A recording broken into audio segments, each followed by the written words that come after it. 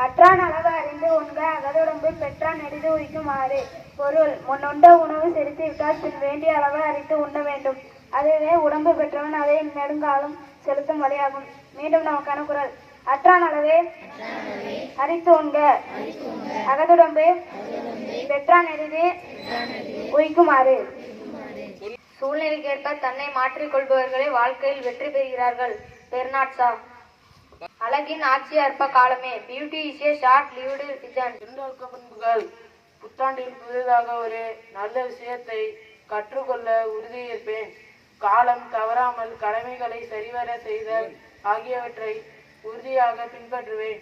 வெயிலுக்கும் மழைக்கும் குளிருக்கும் பனிக்கும் உடலை பழக்கப்படுத்து நோயின்றி மருந்தின்றி வாழலாம். கடலில் நடக்காத பெரிய நதி எது? Yamuna. Good morning to all. This is Deepandranath Jayarajan from 9th standard presenting today's news in English. The Tamil Nadu government has decided to appoint special officers for village administration in 28 districts whose term is about to end. Files for the Emergency Act have been submitted to the governor for approval. இன்றைய செய்திகள் வாசிப்பது 9ஆம் வகுப்பிலிருந்து கிருபாகரன் பரமசிவம். பதவி காலம் முடிய உள்ள 28 மாவட்டங்களில் உள்ள ஊராட்சிகளுக்கு சிறப்பு அதிகாரிகளை நியமிக்க தமிழக அரசு முடிவு. அவசர சட்டத்துக்கான கோப்புகள் ஆளுநர் ஒப்புதலுக்கு அனுப்பப்பட்டுள்ளன.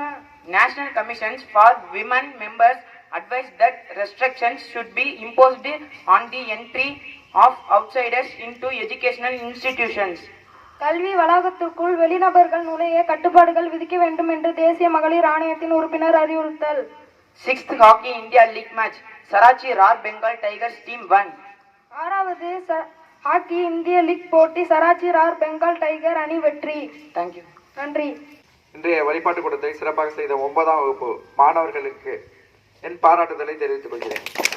பாய்ஸ் நியூஸ் வாசிக்கிறதுலேருந்து பொன்மொழியாக இருக்கட்டும், மருத்துவ குறிப்பாக இருக்கட்டும், பழமொழியாக இருக்கட்டும், எல்லாமே பாய்ஸே சொல்லும்போது அது கொஞ்சம் வித்தியாசமாக தான் இருக்குது.